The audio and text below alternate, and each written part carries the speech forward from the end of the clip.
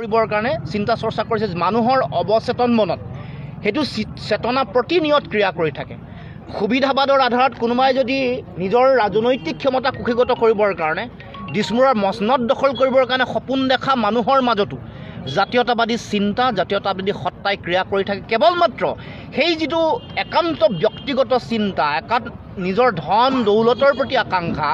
সেইটোৰ উত্তৰণ ঘটাই তেওঁলোকে জাতীয় জীৱনত বিলীন হোৱা বা জাতীয় জীৱনৰ প্ৰতি তেওঁলোকে অৱদান আগবঢ়িব পৰা যিটো চিন্তা এই চিন্তাটো তেওঁলোকৰ শক্তিশালী নোহোৱাৰ কাৰণে তেওঁলোকে তেনেকুৱা ধৰণৰ প্ৰক্ৰিয়াৰে তেনেকুৱা ধৰণৰ অৱস্থাৰে সমাজখনক এটা অসমৰ সমাজ ব্যৱস্থাটোক এটা বেলেগ এটা পৰিৱেশৰ মাজলৈ লৈ গৈছে গতিকে আমি তেনেকুৱা এটা সময়ৰ মাজত থকাৰ সময়ত মই দৃঢ়তাৰে আত্মপ্ৰত্যয়েৰে ক'ব খোজোঁ যে এই যি অসম জাতীয় পৰিষদ সদৌ অসম ছাত্ৰ সন্থা অসম জাতীয়তাবাদী যুৱ ছাত্ৰ পৰিষদে এটা পৰিকল্পনা লৈ এটা আদৰ্শ লৈ এটা জাতীয় চেতনা জাতীয় দৰ্শন আৰু দৃষ্টিভংগী লৈ তেওঁলোকে অসমৰ সমাজ জীৱনক ৰাইজক এটা বিকল্পৰ সন্ধান দিব খুজিছে ইয়াত মই ভাবোঁ যে আহি থাকিবলৈ এদিনসমূহত মানুহে বিচাৰি থকা অসমখন পাব আপোচবিহীন স্বাভিমানী জাতীয়তাবাদৰ শক্তি আৰু সত্তা এটা বিচাৰি পাব এই সময়ত যিবোৰ ঘটনা পৰিঘটনা চলি আছে শিক্ষাৰ সমস্যা শিক্ষাহীনতা ভাল শিক্ষা ভাল গৱেষণাৰ সমস্যা শিক্ষা গ্ৰহণ কৰাৰ পাছত তেওঁলোকৰ আত্মসংস্থাপনৰ সমস্যা পৰিৱেশ নাই কেৱল মাত্ৰ এনেকুৱা এটা পৰিৱেশৰ মাজলৈ অসমৰ সমাজ জীৱনক লৈ যোৱা হৈছে সকলো কথা মানুহে বেলেগৰ মুখত পৰমুখাপেক্ষী হৈ চাই থাকিব লাগে ভিক্ষাৰ পাত্ৰ লৈ দিল্লীৰ মুখলৈ চাব লাগে 830 টকীয়া মুখলৈ তেওঁলোকে দিছপুৰৰ মুখলৈ চাব লাগে গতিকে এই সময়ত যিটো ন্যায় দিব লাগিছিল অৰ্থনৈতিকভাৱেও যদি ন্যায় দিব লাগে দুখীয়া জনগণক 830 টকা হ'ব লাগে 8300 টকা চৰকাৰ গঠন হোৱাৰ দিনটোৰ পৰাই প্ৰথম দিনৰ পৰাই প্ৰতি মাহত 8300 টকা হ'ব লাগিছিল দুখীয়া মানুহৰ পকেটলৈ যাব লাগিছিল নিবনুৱাই ভাত্তা পাব লাগিছিল 5000 টকা এইবোৰ হোৱা নাই কিন্তু কেৱল মাত্ৰ যিহেতু ক্ষমতাকান্দ্ৰিক অৰ্থ সৰ্বোচ্চ বা বগা ভাত ছটিয়াই কলাকাউৰীক আমন্ত্ৰণ কৰা ৰাজনীতি নীতিহীন এটা ৰাজনীতি আদৰ্শহীন এটা ৰাজনীতি গতিকে গণতন্ত্ৰ জীয়াই থাকিব কেনেকৈ সুস্থ শক্তিশালী গণতন্ত্ৰ প্ৰতিষ্ঠা হ'ব কেনেকৈ সেই সপোনৰ গণতান্ত্ৰিক ব্যৱস্থা এটা সপোনৰ অসমখন কেনেকৈ পাম কেতিয়া পাম নিশ্চিতভাৱে আমি পাব লাগিব এইবাৰ পাম গুণগত ৰাজনীতি পৰিৱেশ কেতিয়া আহিব নে কেৱল মাত্ৰ এই সূতা কম্বল আন কথা বতৰাৰ পিছত এটা লিগেলাইজভাৱে তেওঁলোকে মানুহক ভোট কিনাৰ যিটো ব্যৱস্থা ভোট কিনাৰ ব্যৱস্থাটোক তেওঁলোকে এটা লিগেল প্ৰক্ৰিয়াৰ মাজত সোমাই লোৱাৰ যিটো চিন্তা ইয়াৰ পৰা কেতিয়া সমাজ উত্তৰণ আমি তেনেকুৱা ব্যৱস্থা বিচৰা নাই অসমৰ ৰাইজে নাই বিচৰা অসমৰ ৰাইজে বিচাৰিছে এই গোটেই কথা বতৰাবোৰৰ পৰিত্ৰাণ আমি এতিয়া অসমৰ ৰাইজ এনেকুৱা এটা প্ৰক্ৰিয়াৰ মাজেৰে জীৱন নিয়াব লগা হৈছে বিনামূলীয়াকৈ তেওঁলোকে চাউল পোৱাৰ পিছত 60 টকাত তেওঁলোকে আলু খাব লগা হয় 80 টকাত তেওঁলোকে পিঁয়াজ কিনিব লগা হয় 160 টকাত মিঠাতেল খাব লগা হয় এয়া কিয় এই প্ৰশ্ন মানুহৰ মাজলৈ আহিছে তিনিগুণকৈ খাজানাৰ মূল্য কিয় বৃদ্ধি হ'ল আগতকৈ কৰ কাটল কিয় বৃদ্ধি হয় বিনামূলীয়াকৈ গেছৰ কানেকশ্যন দিয়াৰ পিছদিনাখনৰ পৰা গেছৰ মূল্য কিয় বৃদ্ধি হয় এই প্ৰশ্ন মানুহৰ মাজলৈ আহিছে এইবোৰ কেতিয়া মানুহে ইয়াৰ উত্তৰ পাব শক্তিশালী জাতীয় অৰ্থনীতিৰ ভেটি কেতিয়া সুদৃঢ় হ'ব কেতিয়াকৈ আহিব আমি কেতিয়া প্ৰতিটো বস্তু অসমৰ মানুহৰ উঠি অহা নতুন প্ৰজন্মৰ হাতত উৎপাদনশীল চৰিত্ৰ কেতিয়া দিব প্ৰডাক্টিভ কেৰেক্টাৰটো কাঢ়ি নিয়াৰ কাৰণে দায়ী কোন চৰকাৰ ভিখাৰী কৰাৰ মানুহক ভিক্ষাৰী হোৱাৰ যিখন জাল কোনে ৰচনা কৰিছে চৰকাৰে এইবোৰ সময়ৰ অৱসান কেতিয়া হ'ব সুদিন কেতিয়া আহিব নতুন সূৰুজৰ কিৰণৰ ছাঁত জিৰাবলৈ অসমৰ উঠি অহা নতুন প্ৰজন্মই জাতীয় জীৱনে কেতিয়া সুযোগ পাব গতিকে জাতীয় পুঁজিৰ বৰ ভেটি শেষ তহিলং আৰু আনফালে 830 টকীয়া যদিহে শক্তি সক্ষমতা আছে যদিহে জাতিৰ উৎপাদনশীল চৰিত্ৰ যদি আজিহে দিব পাৰিলে হয় হাতত তেতিয়াহ'লে 830 টকাটো 8300 টকালৈ পৰিৱৰ্তন হ'ব সম্পদৰ ওপৰত নিয়ন্ত্ৰণ কেতিয়া আহিব সম্পদ আমি কেৱল মাত্ৰ অসমৰ পৰা সম্পদ লুণ্ঠনে হৈ থাকিব নে অসমৰ জনগণে সম্পদৰ পৰা তেওঁলোকে পাব লগা সম অধিকাৰ সম্পদৰ ওপৰত আমাৰ নিয়ন্ত্ৰণ অসমৰ মানুহৰ মোৰ মাটিৰ তলত সম্পদ আছে অথচ নিয়ন্ত্ৰণ নাই সম বিতৰণ নহয় ইয়াৰ ন্যায্য প্ৰাপ্তিৰ যিটো বিষয় এইটো মূল্য নাপাওঁ ফেডাৰেল ব্যৱস্থাৰ মাজত আছোঁ যুক্তৰাষ্ট্ৰীয় ব্যৱস্থাত ৰাজ্য এখনে ইয়াৰ জনতা ইয়াৰ জাতি সত্তাই পাব লগা অধিকাৰ কেতিয়া পাব মাটিৰ ওপৰত থকা পানীৰ ওপৰত অধিকাৰ কেতিয়া হ'ব অসমৰ জনগণে গাঁৱৰ ভূঁয়ৰ মানুহে তেওঁলোকে পাব লগা জলসিঞ্চন কেতিয়া পাব উৎপাদিত সামগ্ৰী তেওঁলোকে বিক্ৰী কৰিবলৈ বজাৰ কেতিয়া পাব নে চৰকাৰৰ যন্ত্ৰৰ তেওঁলোকৰ দালালে তেওঁলোকৰ সিন্ডিকেট ৰাজত জড়িত হৈ থকা ব্যক্তিসকলৰ সিন্ডিকেটৰ কবলত পৰি আমাৰ ৰাইজে 600 টকাতে আজিও ধান বিক্ৰী কৰিব লাগে প্ৰতি কুইণ্টেল ধানৰ দাম 600 টকা কিয় হৈছে অৰ্থাৎ বজাৰৰ ওপৰত নিয়ন্ত্ৰণ নাই বিপণন ব্যৱস্থাটো শক্তিশালী নহয় এইবোৰ কেতিয়া পাব আৰু প্ৰতিটো অৰ্থনৈতিক বিষয়ত কৃষি নিৰ্ভৰ অৰ্থনীতি যিমান আছে আমাৰ ইয়াৰ পৰা হাজাৰ হাজাৰ কোটি টকা ওলাই যায় মাছ মাংস কণী নিত্য ব্যৱহাৰ্য সামগ্ৰী চাউল আলু দাইল মিঠাতেল সকলোতে উৎপাদনশীল চৰিত্ৰটো চৰকাৰে কিয় দিব পৰা নাই চৰকাৰখনো ভিখাৰী জনগণকো ভিখাৰী মানসিকতাৰে পৰিচালিত কৰিব খোজে স্বাভিমানী নিজকে নিজৰ ভৰিৰ ওপৰত নিজে থিয় হৈ কেৱল মাত্ৰ হাজাৰ হাজাৰ মানুহ গোটাই বিভিন্ন ধৰণে বাছ টকা পইচাৰ দি তেওঁলোকৰ আগত আত্মনিৰ্ভৰশীল স্বনিৰ্ভৰশীল সপোনৰ এটা সদাগৰ হোৱাই যিসকল সদাগৰে চিঞৰি থাকে সদাগৰে সপোন দেখুৱাটোৱে আমাৰ কাৰণে আমাৰ ভৱিষ্যত নে আমি নিজে নিজৰ ভৰিৰ ওপৰত থিয় হ'ম নিজৰ ভৰিৰ ওপৰত থিয় হ'বলৈ অসমৰ ৰাইজে বিচাৰি আছে জনতাই বিচাৰি আছে ভাল শিক্ষা বিচাৰিছে ভাল সংস্থাপন বিচাৰিছে স্বনিৰ্ভৰশীলতা বিচাৰিছে এই যে অবৈধ বিদেশীক লৈ সদায় ভোট বেংকৰ ৰাজনীতি সাম্প্ৰদায়িকতাবাদ এইবোৰ কেতিয়া চলিব ধৰ্মীয় উন্মাদনা দি মানুহে যেতিয়া বিভিন্ন কথা বতৰাবোৰত যেতিয়া মানুহে প্ৰশ্ন উত্থাপন কৰে যেতিয়া চৰকাৰৰ মহাশক্তিশালী যিসকল দায়িত্বত আছে মন্ত্ৰীসকলৰ তেওঁলোকৰ নিজৰ বিভাগীয় যিবোৰ চাকৰি আছে চাকৰি বাকৰিত যেতিয়া পদ ওলায় তাত সকলো পদতে প্ৰশ্নকাকত ফাদিল হয় দুৰ্নীতি উঠি অহা ডেকা প্ৰজন্মসকলক ন্যায় কেতিয়া দিব প্ৰতিটো পৰীক্ষাত যেতিয়া দুৰ্নীতিৰ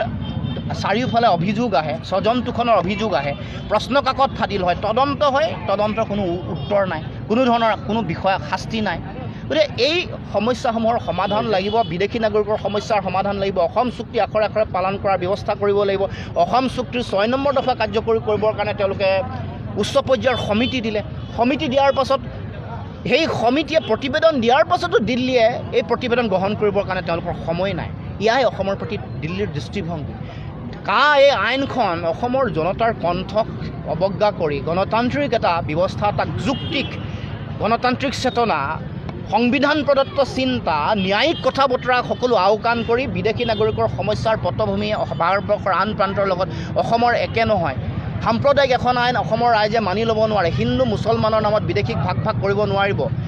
এই কথা দাবী কৰাৰ পিছত গণতান্ত্ৰিকভাৱে উত্থাপন কৰাৰ পাছতো জাপি দিয়া হ'ল লক্ষ্য এটাই দিল্লীৰ পংগু মেৰুদণ্ডহীন জাতিসত্তা তাত পৰিণত কৰোৱা বিদেশীৰ বোজা জাপি দিয়ে চৰকাৰে কয় 5 লাখ আমি বিশ্বাস নকৰোঁ এইটো 25 লাখ হ'ব পাৰে 50 লাখ হ'ব পাৰে 5 লাখৰে যদি 20 লাখকৈ এটা সমষ্টিত সংস্থাপিত কৰে 25টা সমষ্টিত ভাগ্য নিয়ন্তা হ'ব সেই 5 লাখ চৰকাৰে কৈ থকা 5 লাখ বিদেশী গতিকে 20,000 ভোটাৰে এটা দিশত যেতিয়া মতদান কৰিব তেতিয়া সেই সমষ্টিটোৰ ৰাজনৈতিক সমীকৰণ ৰাজনৈতিক গতিপথ কোনফালে গতি কৰে ৰাইজে জানে গতিকে 20,000কৈ যদি এটা সমষ্টিত যদি সংস্থাপিত হৈ আছে বা সংস্থাপিত কৰে তেতিয়াহ'লে 25টা সমষ্টিত ভাগ্য নিয়ন্ত্ৰণ হ'ব ৰাজনৈতিক ক্ষমতা কুক্ষিগত কৰিব সেই শক্তিসমূহ 25টা আৰু 25টা যেতিয়া চিট আহিব তেতিয়া চৰকাৰ বনাব অৰ্থাৎ এই যে ভয়াৱহতা এই বিদেশী হওক আপুনি মোৰ যিসকল ইয়াত মানুহ বসবাস কৰিছোঁ যিসকল ভাৰতীয় নাগৰিক আছে খিলঞ্জীয়া যিসকল ব্যক্তি আছে সেইসকল ব্যক্তিৰ মাটি ভেটিয়ে দিবলৈ তেওঁলোকে বেলেগ ক'ৰবাত কাৰোতো কোনো মন্ত্ৰী বিধায়ক তেওঁলোকৰ লক্ষ লক্ষ বিঘা তেওঁলোকৰ পৈতৃক সম্পত্তি নাই তেওঁলোকে যে তাত সংস্থাপিত কৰিব আমাৰ চাকৰিবোৰ যে আপোনাৰ মোৰ চাকৰি বাকৰি তেওঁলোকৰ সন্তান সন্ততিয়ে লৈ যাব গতিকে এই কথা বতৰাবোৰৰ কেতিয়া ৰাইজে উত্তৰ পাব বান গৰাখহনীয়াৰ সমস্যা কেতিয়া সমাধান হ'ব আমি বিচাৰি থকা এই যি মানে জলসম্পদৰ ওপৰত আমাৰ অধিকাৰ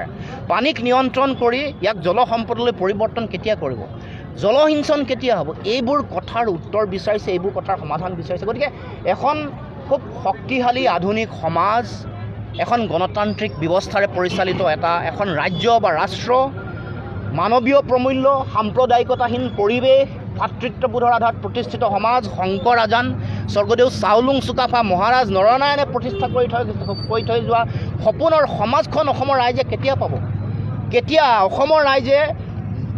অসমৰ জাতীয় অৰ্থনীতিৰ বৰ ভেটি টনকিয়াল কৰিব পাৰিব জাতীয় পুঁজিটোক শক্তিশালী বুলি কৈ নিজকে ধনী কৰি ৰাইজৰ অসমী আইৰ এই বৰ ভেটি ৰাজনৈতিক ভেটিটো উদং হোৱাৰ যে ছবিখন অসমৰ জনগণে কেতিয়া উপলব্ধি কৰিব পাৰিব কেতিয়া সুস্পষ্ট হ'ব আমি সকলোৱে এই যে ঠিকা ঠুকলি আমি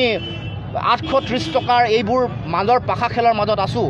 এইবোৰ নাইকিয়া কৰি নিজে নিজৰ ভৰিৰ ওপৰত থিয় হৈ অসম মাতৃৰ ৰাজকোষ ৰাজভঁৰাল জাতীয় পুঁজি শক্তিশালী কৰি পৃথিৱীৰ মানুহৰ আগত এটা শক্তিশালী স্বাভিমানী জাতি সত্তা হিচাপে প্ৰতিষ্ঠা কৰাৰ যিটো সপোন এইটো কেতিয়া আহিব এইটো আহিব এইবাৰ আনিব লাগিব সেইকাৰণে আমি এই মিছনটোক এই চিন্তাটোক এই ধাৰাটোক জাতীয় পৰিষদৰ এটা ৰাজনৈতিক দলৰ গণ্ডিৰ ভিতৰত ৰাখিব খোজা নাই এইটো অসমৰ জনগণৰ সপোনৰ যাত্ৰা এই যাত্ৰাত নিজে আত্মপ্ৰতিষ্ঠাৰ এই সপোনসমূহ অসমৰ ৰাইজে তেওঁলোকে গঢ়িব পাৰিব ইয়াত প্ৰতিটো জাতি জনগোষ্ঠী ভাষা ভাষী ধৰ্মাৱলম্বীলোকে সমন্বয়েৰে আগবাঢ়িব জনগোষ্ঠীয় সমস্যাৰ এতিয়া সমাধান হ'ব জনগোষ্ঠীয়ে বিচাৰি থকা আত্মপ্ৰতিষ্ঠাৰ সংগ্ৰামখনে এটা গতি পাব শক্তিশালীৰ ওপৰত আগবাঢ়িব গতিকে মই ভাবোঁ যে আগন্তুক দিনত সমগ্ৰ অসমবাসীৰ ৰাইজৰ প্ৰতি মই আহ্বান জনাইছোঁ মই সশ্ৰদ্ধ প্ৰণিপাত জনাইছোঁ এই পবিত্ৰ ক্ষণত সকলোৱে আশীৰ্বাদ দিয়ক সকলোৱে শুভাশীষ দিয়ক এই সপোন বাস্তৱায়িত কৰাৰ যিটো যাত্ৰাত মই যোদ্ধা হ'ব খুজিছোঁ সৈনিক হ'ব খুজিছোঁ আপোচবিহীন অসমৰ জাতীয় জীৱনৰ স্বাভিমানী যিটো চেতনা সেই চেতনাৰ আদৰ্শত প্ৰতিষ্ঠিত এগৰাকী সৈনিক আৰু যোদ্ধা গতিকে মোৰ অসমৰ ৰাইজে সদায় এইটো নিজৰ মিছন বুলি নিজৰ যাত্ৰা বুলি তেওঁলোকে সকলোৱে যাতে সহায় সহযোগিতা দিয়ক কঠোৰ সমালোচনা কৰক তীক্ষ্ণ সমালোচনা তেওঁলোকে কাৰণ এই সমালোচনাসমূহ যাত্ৰাটোৰ কাৰণে আশীৰ্বাদ হ'ব আৰু আমি সকলোৱে এইখন অসমত স্বাভিমান গণতান্ত্ৰিক প্ৰমূল্য সাম্প্ৰদায়িকতাহীন পৰিৱেশ তৈয়াৰ কৰি এটা শক্তিশালী সমাজ আৰু সভ্যতা যাতে আমি সকলোৱে প্ৰতিষ্ঠা কৰিব পাৰোঁ সেই সপোন যাতে সকলোৰে সপোন হয় সেই সপোনৰ অংশীদাৰ হ'বৰ কাৰণে সকলোৱে যাতে সুযোগ পায় সেইকাৰণে অসম জাতীয় পৰিষদত সকলো ৰাইজে দলে বলে যোগদান কৰিবৰ কাৰণে মই আহ্বান জনাইছোঁ মাটি ভেটি বিক্ৰী যিসকলে কৰিছে সেইসকলৰ লগত কিয় আছে মই অতি আচৰিত হৈছোঁ মাটি ভেটি বিক্ৰী কৰি উচ্চন কৰিব ওলাইছে তাৰপাছত তেওঁলোকৰ লগত তেওঁলোকৰ সংগ এৰক নহ'লে অন্যথা জাতি নাথাকিলে সমাজ নাথাকিলে ৰাজ্য নাথাকিলে কাক লৈ ৰাজনীতি কৰিব কাক লৈ সাম্প্ৰদায়িকতা দিব কাক লৈ ধৰ্মীয় এচামুচ খুৱাই মানুহক ধৰ্মীয়ভাৱে উন্মাদ কৰিব সেইবোৰ সামৰি আমি মানৱীয় প্ৰমূল্যৰে প্ৰতিগৰাকী মানুহে প্ৰতিগৰাকী জনতাই এইখন পৃথিৱীত মানৱীয় চিন্তাৰে গণতান্ত্ৰিক চেতনাৰে সমাজখনক আগবঢ়াই লৈ যায় আহক এয়াই হ'ল অসমৰ ৰাইজৰ প্ৰতি এই মুহূৰ্তত পবিত্ৰ ক্ষণত মোৰ আহ্বান আৰু মোৰ চিন্তা ৰাইজৰ মাজত কিন্তু মোৰ যাত্ৰাৰ আৰম্ভণিয়ে ব্যতিক্ৰম নহ'লেতো মই বিজেপিলৈ যাব পাৰিলোঁ মোৰ কংগ্ৰেছত দিলে আপুনিয়ে কওকচোন এটা টিকেট দিবৰ কাৰণে কংগ্ৰেছৰ তেওঁলোকৰ হাতত তেওঁলোকৰ নাই নেকি সুযোগ নাই নেকি বিজেপিৰ নাই নেকি সেইটোৱে ব্যতিক্ৰম মই যে এই যে এটা প্ৰত্যাহ্বানপূৰ্ণ কণ্টকময় পংকিল যাত্ৰা মানুহে হয়তো ভালকৈ চোৱা নাই ভালকৈ ক্ল'জলি যদি অবজাৰ্ভ কৰে একেবাৰে নিখুঁতভাৱে যদি চায় প্ৰত্যাহ্বান লৈছোঁ কমফৰ্ট জ'নত মই থাকিব খোজা নাই ছাত্ৰ সন্থাৰ সভাপতি হোৱাৰ সুযোগ আছিল উপদেষ্টা হোৱাৰ সুযোগ আছিল মুখ্য উপদেষ্টা হোৱাৰ সুযোগ আছিল মই লোৱা নাই কোনো প্ৰতিষ্ঠিত দললৈ মই যাবলৈ ইচ্ছা কৰা নাই কাৰণ সেই প্ৰতিষ্ঠিত দলসমূহে কেৱল মাত্ৰ পঁচাশী বুলি নক'ব স্বাধীনতাৰ পিছৰ পৰা এনেকৈ জাতিক গাদ্দাৰী কৰা মানুহ বহুত ছাত্ৰ সন্থাৰ পবিত্ৰ মঞ্চৰ পৰা গৈ গাদ্দাৰী কৰা মানুহৰ যিমান আছে আন বেলেগ বেলেগ ক্ষেত্ৰৰ পৰা আহি গাদ্দাৰী কৰা মানুহৰ সংখ্যাও কম নহয় এইটো হিচাপো কৰিব লাগিব হিচাপৰ তোলা চালনীত সকলো উঠিব লাগিব সেইকাৰণে সমতাৰ দৃষ্টিভংগীটোৰে গণতান্ত্ৰিক চেতনাৰে আগবাঢ়িব লাগিব আমি সেইকাৰণে ছাত্ৰ সন্থাই যেতিয়া সন্তান জন্ম দিয়ে ভাবে মাতৃগৰাকী এগৰাকী স্বাভিমানী হ'ব আপোচ নকৰিব দেশৰ কথাত আপোচ কেতিয়াও নকৰোঁ কিন্তু প্ৰত্যেকে গাদ্দাৰী কৰিছে সেইকাৰণে এটা আছিল মানুহৰ সদায় মোৰ ওপৰতো আশা আছে কা আন্দোলনলৈ যাওঁতে মাতৃসকলৰ তেওঁলোকৰ চকুত সজল নয়নত থকা আশা মই নিজে দেখিছোঁ নিজে বুজি পাইছোঁ আৰু যদি মই তেওঁলোকৰ এই আশাক যদি নিৰাশালৈ পৰিণত কৰোঁ মই যদি তেওঁলোকক বিশ্বাসঘাতকতা প্ৰতাৰণা কৰোঁ মই হৈ নাথাকিম যদি সত্তা বুলি মোৰ মাজত কিবা এটা আছে সেইটোৰ অপমৃত্যু ঘটিব যিসকলে তেওঁলোকৰ চিন্তাৰ লগত আপোচ কৰিছে ইতিমধ্যে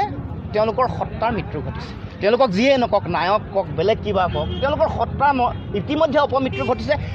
তেওঁলোকৰ কেৱল মাত্ৰ অৱয়ব আছে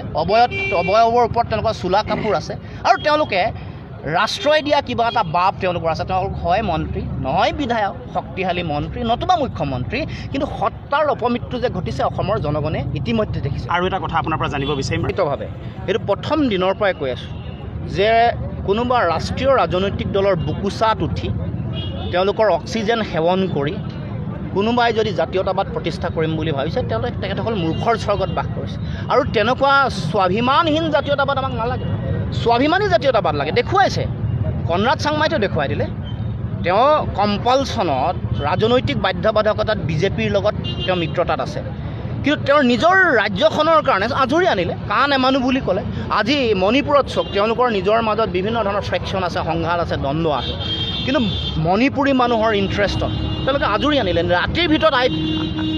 ILP আনি তেওঁলোকৰ দেখুৱাই দিলে নাগা শক্তিসমূহ বিভিন্ন ধৰণৰ বিভাজিত NSCN কেইবাটাও তেওঁলোকৰ ফ্ৰেকশ্যন আছে কিন্তু নাগা ইছ্যুত নাগা জাতীয়তাবাদ নাগা মানুহৰ ভৱিষ্যতৰ ইছ্যুত তেওঁলোকে কম্প্ৰমাইজ কৰা নাই নকৰে আজুৰি আনিছে ৰাজনৈতিক বাধ্যবাধকতাত কাৰোবাৰ লগত কেতিয়াবা আছে কিন্তু তেওঁলোকে দেখুৱাই দিছে তেওঁলোক জাতীয়তাবাদ কাক কয় তেওঁলোকে এইটো দেখুৱাই দিছে এইটোৱে আজি নোৱাৰিলে হ'লে নেকি ৰাষ্ট্ৰীয় দলৰ মানুহ হৈ তেওঁলোকে পত্ৰ দিলে নেকি মুখ্যমন্ত্ৰীৰ পৰা এখন পত্ৰ গ'ল নেকি যে অসমৰ ৰাইজৰ পটভূমি এইটো গতিকে আমি গ্ৰহণ কৰিব নোৱাৰোঁ অনুগ্ৰহ কৰি অসমৰ ইয়াৰ পৰা আঁতৰত ৰাখক আৰু আমাক সুকীয়া ব্যৱস্থা দিয়ক যাতে ই আমাক অসমৰ জাতিটোৰ ভৱিষ্যত ধ্বংস কৰিব নোৱাৰে এই ষ্টেণ্ডটো কিয় দিব নোৱাৰে সাহস নাই এইটো বেলেগ কথা কনৰাড চাংমাৰ ভাষা বেলেগ হ'ব পাৰে ইয়াত বিনয়েৰে তেওঁলোকে ক'ব পাৰিলে হ'লে যে পটভূমি এনেকুৱা আমি এইটো গ্ৰহণ কৰিব নোৱাৰোঁ এইটো হ'ল স্বাভিমানহীন জাতীয়তাবাদহীন মানুহৰ তেওঁলোকৰ কথা তেওঁলোকৰ বতৰা গতিকে আমি আগন্তুক দিনত স্বাভিমানী শক্তিশালী